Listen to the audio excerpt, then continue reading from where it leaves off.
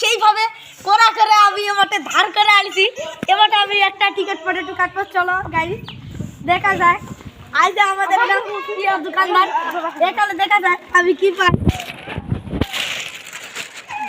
কিছু পাবি না রে তুই। এই যে গাইস এটা আমি কাটি আবার জোর হচ্ছে সব। দেখো গাইস এবারটা সত্যি ধার হয়েছে আমার দাঁতে। দেখি কি পাওয়া যায়, দেখি কি আছে রে গাইস। আমার কপালটা সত্যি এত খারাপ কেন? দেখেছে আমি চকলেট পেয়েছি। আর একটা কাটা যাক কি পাই দেখি।